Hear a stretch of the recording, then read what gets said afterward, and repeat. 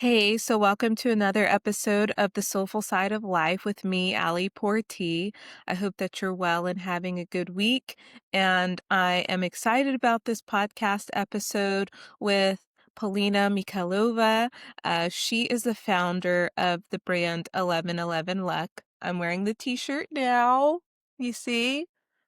And it's more than a fashion brand that Polina started. It is a platform about mental health, and she creates t-shirts with different issue areas of different types of mental issues, whether that could be bipolar, depression, anorexia, to just bring awareness. And the t-shirts have the funny messages to them. And I became acquainted with the brand during Paris Fashion Week in September when I stopped into the Maison Pyramid showroom, and one of the representatives introduced me to the brand, and I met someone from the 1111 Luck team, and they were showing me the t-shirts about the different topics of mental disorders and how they're funny t-shirts, and it makes one feel like somebody sees me, like somebody gets me. And by wearing the t-shirts, and Paulina explains this in the interview, it's like a covering that one can put on if they struggle or have one of these mental health disorders. I don't even want to call them a disorder. They're just part of somebody's life and issue area within mental health that a person may deal with. And I was just immediately mesmerized and taken that there's a brand out there that, in a funny way, but also in a serious way, is bringing light and giving platform to these topics that are important. And it was so nice just to sit and chat with Polina, which I hope that you are blessed by this conversation because it is really inspiring what she's doing.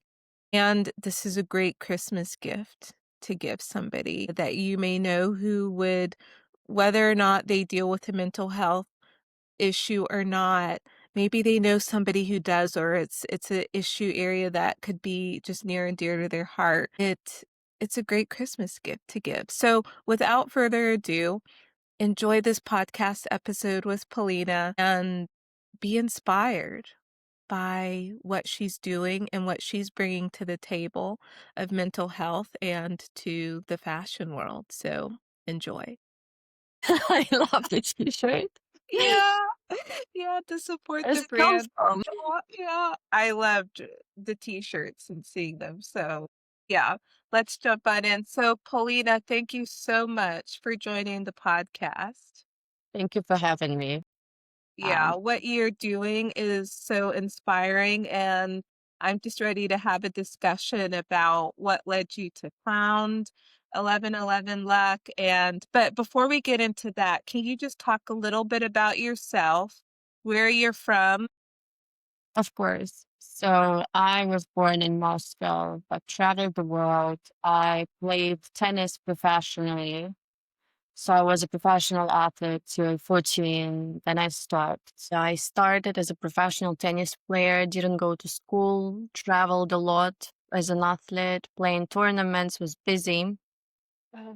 Then I stopped because as an athlete, you're under a lot of pressure. I had a lot of anxiety about my future when I was 14, 15, because you kind of have to decide. So it gets to a point when you need to understand what you actually want to do, because it's a devotion and a lifetime commitment. Sports. So I stopped, then studied finance, moved around, studied in Europe, then moved to London with the family, moved to London, then enrolled, did my master's in finance actually, and my bachelor in finance in Moscow, then did my master's in New York City, lived everywhere, in Italy this summer, studying art, and Venice. was really good experience. Did also art history in London. So a bit of I tried to find sort of myself. And after New York, I came back from to London and launched 1111 Lab because New York gave me this boldness. I did my bachelor in finance. It was not my decision, but mostly my family request to do that. And I couldn't say I was a very good girl. I don't know what happened afterwards, but I couldn't say no. I tried to please everyone. And then, so I did finance, but it was good because it helped me to, I think, become more resilient and to get things done. So once you start something, you finish it. Then I went to New York. I studied a sports business there at NYU. So I lived there for 2 years in London. And this summer I was living in Venice doing art school. So tried everything. And because I have this curiosity, but founded 1111, started my project after I moved back to London from New York City because I felt like I was ready. And we'll talk about it later so you understand, but I couldn't decide on the first step because I was scared of failure. And also, this project is quite, a, you know, I wasn't also sure because I wanted to talk about mental health, but people call you crazy, oftentimes, like when you want to talk about mental health, it always, I was afraid to become someone stigmatized. And then I was bold enough after New York. So it opened me up. It showed me who I was, who I am. And then I was like, okay, whatever. I'm just going to do it. Would you say that going to New York, because New York is a bold city, it gives you confidence that if you didn't have that experience, you wouldn't have started the company? What's interesting is in New York City is I was told by my friend about New York City, and he said to me an interesting thing. He said it's a city of crazy loners, Mm, but it's a good one in a good way, in a yeah. good way. And I think of myself as partially that this is the true. I'm not a loner, but I'm someone who used to be reclusive as a kid, a bit socially awkward, slightly autistic, living in my own world, playing sports, didn't go to school, didn't have a chance to really build, you know, childhood friendships because I was simply busy all the time. So, and I think that New York was perfect for me because I felt like home and accepted there. It was a good thing when you just feel like, in general, America, in general, the US is about acceptance. So we're accepting you as an immigrant, we're accepting you as a person. And I felt Mm, very normal, you know.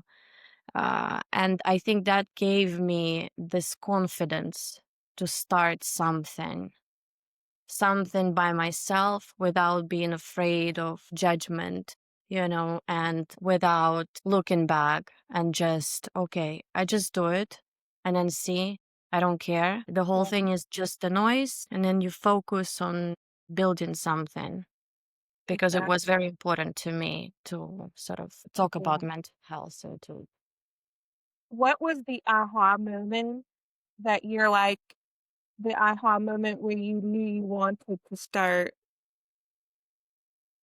It was so I remember coming back from New York and it's always personal. No matter what you're doing, my opinion that if you write a book, start business, doing startup, fashion, artists, they paint and it's usually personal, maybe sometimes not, but often it's personal. So for me, it was, I had no idea how fashion business works. Okay. I had no experience in fashion industry whatsoever. In sports, in business, yes, in finance, sports management, but not in fashion. So for me, the project was focused on mental health. And then I was thinking that I need to send this message across. And I used fashion as a vehicle, as a tool because I figured that it's the most powerful platform. So I wouldn't even call my brand a fashion brand. I call it fashion platform because we're doing a lot of things, interviews. Also, I want to in the future to do podcasts, charity events, initiatives, support communities. So it's just like a t-shirt is something I figured, like if you're wearing a bracelet and if the brand is new, no one will recognize what it is about. But I want it to be obvious.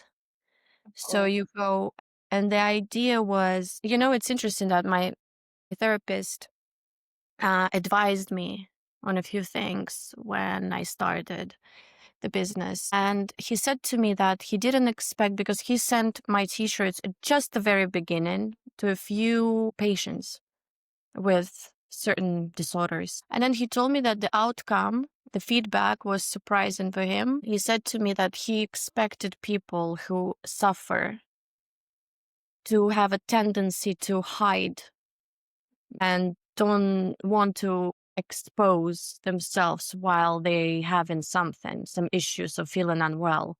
And then he told me that the opposite happened. That I asked my patients when they wearing it, and they told him that they were wearing it when they feel unwell. And this was my initial idea actually, was to create a second skin, a comfort zone. It's basically like a vaccine against stigma, because I was stigmatized myself. And if you once having something, some issues, you dare to share, then people might not take you seriously. And then I wanted to fight that, because it's not how it should be. Yeah. And it's also about the quality of life, that you can embrace yourself, create a community. When you see, for instance, I see you on the street wearing this t-shirt, I understand that I'm not alone. Mhm. Mhm. So it's the sense of togetherness, Mhm. um, creating a community of compassionate people. That's how I felt when I first became acquainted with your brand and seeing all the different mental health issues addressed on a t-shirt in a funny way. I thought, wow, people who deal with these issues, they must feel seen. They must feel not condemned in any way. It's like a comfort to be able to put that on and be seen. People don't tend to reveal, I think, their problems, insecurities, and they rather conceal it. But I think that when you actually accepting yourself and proudly, it's not about revealing yourself. It's not about exposing yourself. No, not putting yourself in it, but when you accepting and wearing it with pride and being, no one is perfect. And then when you understand it, when you worked on that, and then you proudly telling, yes, I have anxiety, or I I overcame anorexia or something. It helps you first place to, to become a happier person, Mhm. and it helps others who are on the go to get inspired by your decision. And it disarms other people who are after you, who would be like, oh, she's crazy, just Mhm. crazy. Don't take her seriously. And especially as a woman, and whatever you're doing as a woman in business or in anything, you oftentimes are not taken seriously. And you have to prove yourself big times in the men's. Yeah. And that affects mental health. I mean, I think that there's mental health issues that aren't always like anorexia or bipolar. It can be the things that we may not think. Listen, I think that's absolutely, and that's the idea. So you see it, and it's easier, because when you have a physical Mhm. injury, Mhm. you see it, you know how to cure it, and other people also see it. So if you have a your arm is like broken or you have something, other people won't try to shake your hand. So when you have a mental disorder, let's say a panic attack or anxiety or bipolar, oftentimes you feel vulnerable and then you just want to tell people, but you can't approach people on the street and being like, don't be mean to me, be nice to me please, because I am vulnerable at the moment. Mhm, But mhm.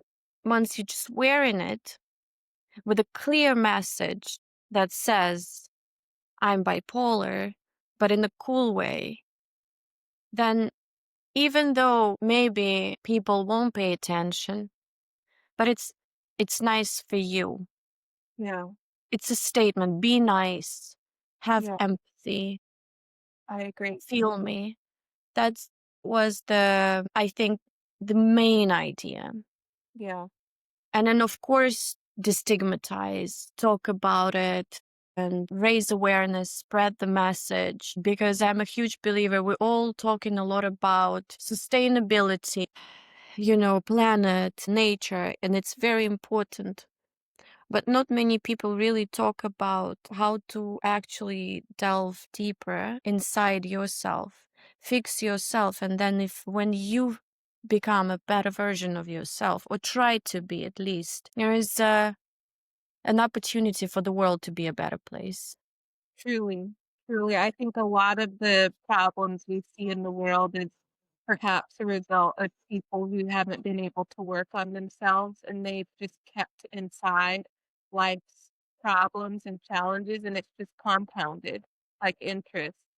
And then you have someone who goes and shoots up a school, or even it can be divorce, maybe you weren't the best spouse as a result of unhealed pain. Of So, course, of yeah, course. yeah. This is a human nature, but it for me Uh, it's a wake up call to being vulnerable and maybe showing your weaknesses is not a weakness itself, it's a strength. I agree, because you're doing something about it. Yeah, you need to be courageous about when you're doing something like this. It takes courage to pull it off, but I think step by step we will get there, and we might be really helpful. I hope so, because for me it's very personal. This platform. I'm curious, where did you get the name? Where did you get 1111 look? So one of my favorite psychiatrists is Carl Jung. So he invented this this sort of the theory of synchronicity. So he observed that in the world, things are happening in things that are happening, they're kind of like synchronized. Sometimes you might think about something and this person appear, or when you, and I notice myself then when I'm in alignment with the universe and with myself, then almost magic happens. And the 1111 is a representation of this alignment with your inner and outer world when you're feeling just fine. And then when you observe outside what's inside you and the right things happen for you. And also 1111 is an angel number that stands for spiritual awakening. Mm, And to me, it's really important because I think that taking care of your mental health leads you to spiritual awakening oftentimes. So not all the time. sure. It's another topic. It's important to find the right doctors to support the healthcare systems in the country, to educate because Yeah. it's hard to find. Also, you need to find the right specialist who would help you, but it's another Topic. conversation. Yeah, it's another topic, and it's also very important because the wrong treatment is damaging. Yes. But yeah, it was sort of mixture between synchronicity, spiritual awakening, and some other symbolic things that are personal to me. Let's say, but the you know, with this number, I have certain personal experiences as well. Okay, I'm curious, how have people taken to the brand? How has it inspired? I'm grateful for my team right now because, as I said, when I started, it's first place. So, very important my team is because if you, like a year ago, I was so exhausted. I wanted to stop. And then my team, they really believe in it because I started it 4 years ago. Not started, but the idea came to my mind and I was working hard to execute it. And I had all the ideas in my head, working nonstop, like building something with my own hands. And then by the time we launched, and then we launched, and the year after, I was exhausted Mhm. emotionally because I had given so much. And then as you say, feedback is really important. Yeah, Feedback and acceptance, understanding. You want to be understood. You want to be heard. yeah, Otherwise, there is a possibility to become a mad scientist slightly, right? So you want to kind of, and my team supported me. They believed in me. We had multiple conversations with them, and then I could see that they were inspired and driven, really believed in the project. Of course, there are people who don't get it. They think it's not possible to make people talk about it because they think it's not in the human nature to share this experiences, but they prefer to disguise themselves and play games and but and then they tell me you're crazy that you're doing this because people will call you crazy. And then also on top of that, it never gonna happen because people won't expose themselves. They don't want to talk about the problems they have and the issues they have. And also right now, I see that there are more people who need this space, who yeah, need placed a platform to talk about it. yeah, So step by step, there is definitely interest. Like people like you, for instance, who doing something important, giving back to the community, yeah, noticing things like that. So you noticed it and you loved it. That's the answer, and it means a lot to me. So you're not afraid to talk about it. You're not afraid to say, I'm interested. It's an interesting project. I loved it. So then I think it's different. But I just decided to focus on do things for the people that need it, yeah. not trying to impose myself and explain myself too much because it's too energy draining, but just do me and focus on my community and then on the brand and then on the next future, like on the future steps, what we're going to do next, what we want, how we want to grow, whom we need to help, because I want to help also and directly to organizations and people and who need it. Of course, of course. You touched on some things that are in the next question. Yeah. Um, and so, we're living in a world where talking about mental health it's not taboo the way it was, I would say, for our parents' generation. Maybe in some parts of the world, it's not as open as it is in other parts of the world. I don't know. Is it taboo to talk about mental health? You know what? I think it's a generational thing. Okay. Yeah. I believe that our parents and grandparents didn't really talk about it. And then the time that they were living in was different. And then I see that Gen Z, Mhm. very, very tuned, and they do care no matter the country of their regions. They do care about mental health. They talk a lot about anxiety. They are ready to share their experiences with people, and then they seek in connection. When you ask, because I am a late millennial, so I'm millennial, but I have lots of friends that are Gen Z. And when you ask them, what are you looking for in your partner or in your friends? They say, we want connection. We Oh, want community. We mm, want to feel like not alone. And then I believe that they because of this, you know, phones, Instagram, social media, this generation feels a bit lonely. yes. And also they bombarded with this, we are also with this the information nonstop, not being able to concentrate on one thing. Because like right now I'm talking to you, but my phone was, I put it on, silent mode, but it's raining, so you can't really do one thing and focus on one thing because it's just like Yeah, nonstop. things are And yeah, then I think that brought us today where people actually start taking care of their mental health. Having a therapist for your kid or for yourself right now is not that big of a deal. It's kind of normalized. It's just important not to do it for fun and for fashion, but to yeah. actually do it for yourself. And I do agree. I think it is a generational thing for sure.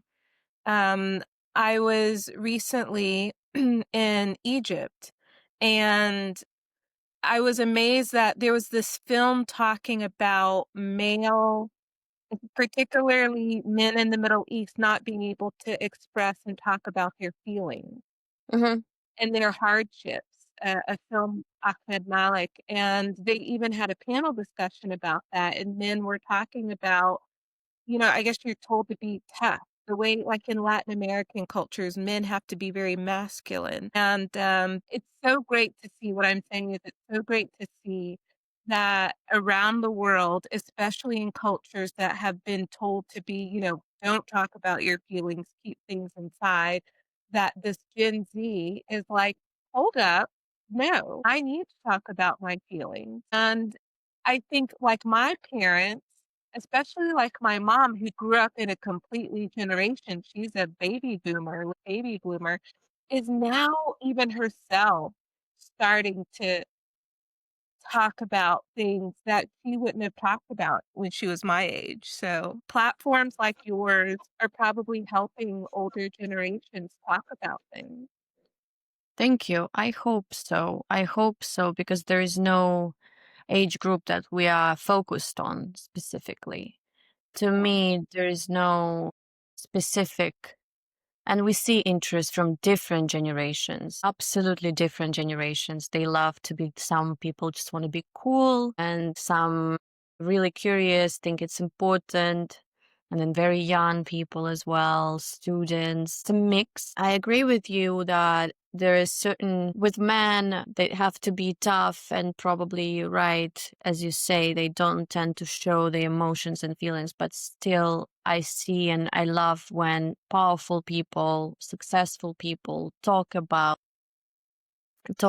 their weaknesses or something that they've gone through. And then that would, it's also a part of initiative, like of our project of 1111 Luck. So I want to get people to talk about their struggles, people who perceived as very successful, strong, having it all great. But in fact, if you talk with them privately, everyone has been through something. Yeah. And it's important to say, like, you know what? I've had a very difficult time in my life, very tough, existential crisis, something. But then I've taken care of it. And look, it's possible to be well, to Mhm. stay good. And then nothing is nothing is impossible. And then as a woman as well, it's, I think, when you're working woman, when you're doing something, when you're creating something, it's also hard. People want us to be, maybe the society wants us to be soft and they have certain expectations from you as a Mhm. woman. And then sometimes I encounter people and then they tell me, "Oh, you're not actually who I thought you are. I was thinking you are softer, you are like, you know, submissive." And then I said to them, "But it's your expectations. I don't have to fit in and into your paradigm because as a woman, I have a choice today to be whoever I want to be and to do whatever I want to be and to be myself is the most important thing, I guess." I think it would be great to I think men need more platform to be able to speak about their struggles. I don't think we give men enough space to be able to express themselves because men have been told, "Don't cry, don't share your pain, be a man, be tough." And men tend to have heart attacks, and I think they die before women. I think women tend to live a little bit longer. I have to check Yeah. that. But Yeah. I think it's something you have to keep everything in, and the heart can only take so much. And so I think them being able to have the space to cry sometime or say, "I'm hurting," should. Yeah, it makes sense. I guess the more platforms like this exist, the more people talk openly, the more people let themselves to be vulnerable, to share, to Right. discuss things like this, the better. I agree. For women as well. Of course, there are a lot of women community, but still I feel as a woman that you have to prove yourself slightly more Mhm. professionally or in the society that you're worth something. So you need to do a bit of extra. Yeah, and children, have you ever thought to create a line for children? Because my mom is a teacher, and the things that she has told me about that kids in her school who come from not so good families or getting taken away from their parents of things that were done to them is just awful. I, I have two kids myself. So, of course, I would love to do that. And I have a couple of ideas how to execute it, but it's such a sensitive topic. So, I don't want to be just talking nonsense. So, I need to grow as a brand and as a person within the brand to touch upon the innocent part of this is very important, right?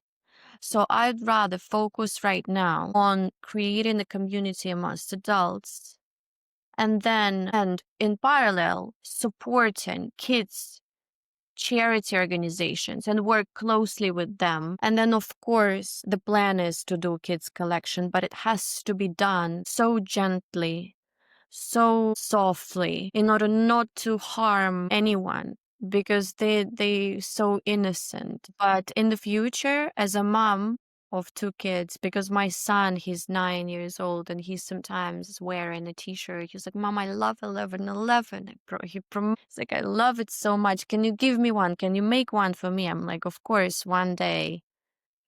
But I think it's important, and kids, like street style, streetwear would fit perfectly. So because they could just go and travel or on the playground play with other kids, just something comfortable and easy.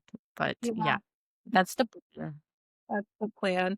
Okay, what do your parents think about your brand, and how do you balance being a mom and carrying out this mission? So my family, they understood the concept that it's about you not being alone. So this is how they see it. They're a bit far away from the whole mental health agenda. They said to me, we had no idea how much inside they were holding inside. It's a surprise. It was a total surprise because I didn't really share when I was creating it with anyone because I wanted to do something first to launch it and then share it. So they were like, oh my goodness, where's it come from? Like, okay. Yeah. But yeah, they think it's cool. They think it's nice for people who have problems not to feel lonely. That's how they see it, like overall. But it's yeah, they not very much into this mental health area because they Right. simply don't understand. You know, it's like mental health didn't exist back then. It's like Sure. something new. They need some time to learn more, and they learn it from me. I explain it to them. I help them. You know, I forced my dad to get a therapist himself. He was like very resistant. I'm like, try because it will calm you down. You have anxiety. So I tried to explain Yeah. and educate. Yeah. Get in They're there. Absolutely. But we get in there slowly but surely. yeah. And then how do you balance this platform, your company, with being a mom yourself? Oh, I think it's very important to have a very like people that you can rely on around you. So you can't do it alone. It's important to have support. So I balance it with people who work with me, my nannies, family, and my mental health, of course, to stay balanced and focused to because it's a lot of responsibilities. And in business, you're responsible for people that are working with you, that believe in you and what you're doing. And you feel like, okay, I have to go on. I can't wake up and be like, you know what, ciao. No. It's, and same with kids. And I think it's for me as a mom, I decided that for my kids, I'm their love island. No matter what, they can come talk to me about the problems, the issues, and we try to find a solution together. I'll try to support. The world is could be quite a cruel place. And then we have our family for love and support, not for judgment, not for, and scandals. So I try to create a positive environment in the house, and I'm always there for the kids emotionally and for support. So That's I'm good. someone maybe not very traditional because I don't really scold at my kids, so we do not. But I try to talk and negotiate. And then I have time and schedule for myself for work and travels, and friends are important as well. Very important part of your life. So you have to be on the schedule. However, as a creative person, maybe you understand sometimes it's like ups and downs and you can be a bit chaotic. Yeah. But Yeah. I try to make it a structured chaos. It's like people might see it as a chaos, but it's not. It's managed. It's Right. curated chaos. Right. Put it this way. Yeah, curated chaos. I would say I would call my schedule curated chaos. Yes. Yeah. Yeah. Okay, a few last questions. What is something that you know now that you didn't know when launching the company that you would tell someone who's wanting to launch a socially conscious brand or company? I would say find the right people to work with. Don't give away too much energy from the beginning because you might burn out and you might burn yourself because you won't maybe necessarily receive the result right away that you're expecting. Mhm. But that what you're doing is very important. So I would say structure, balance out, find the right people, and simply believe truly in what you.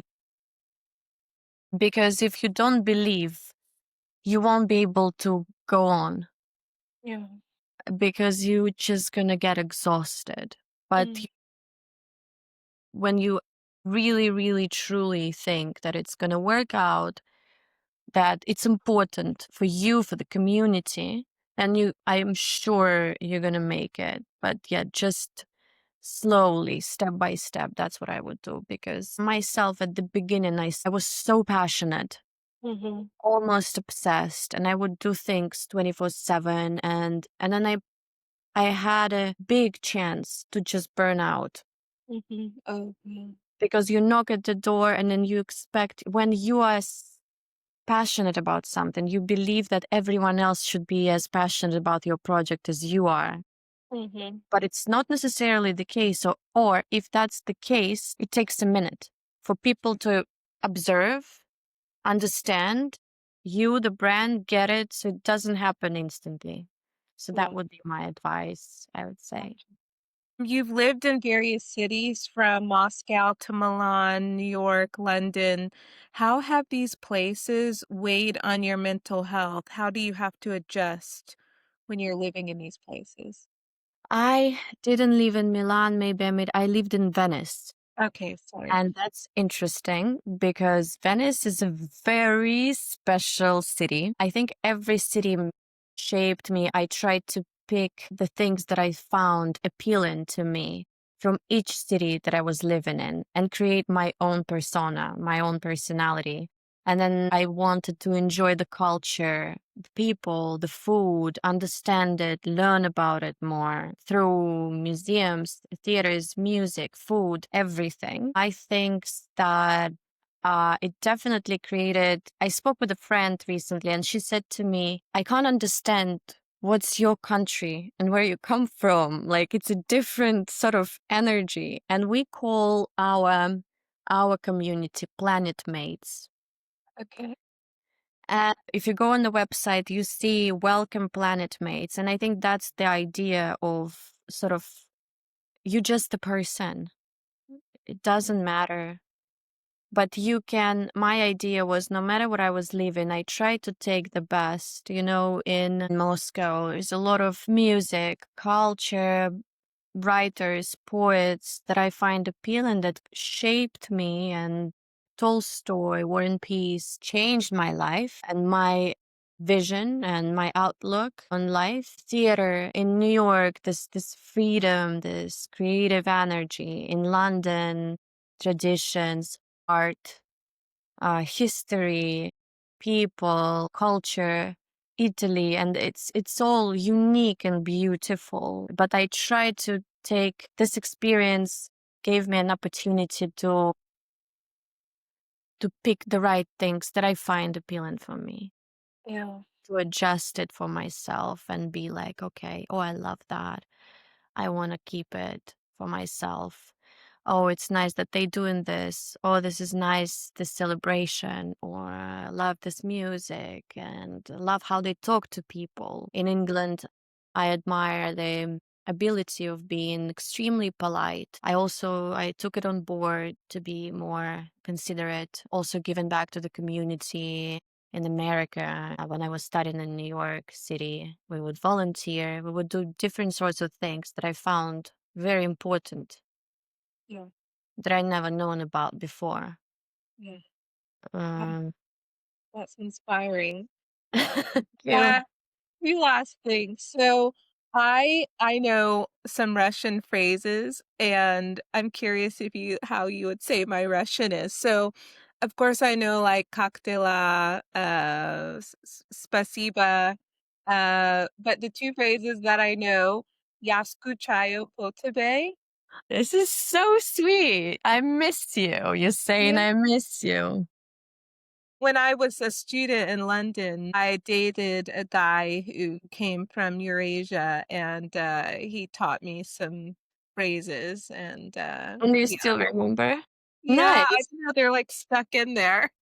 But it's so sweet that you know I miss you.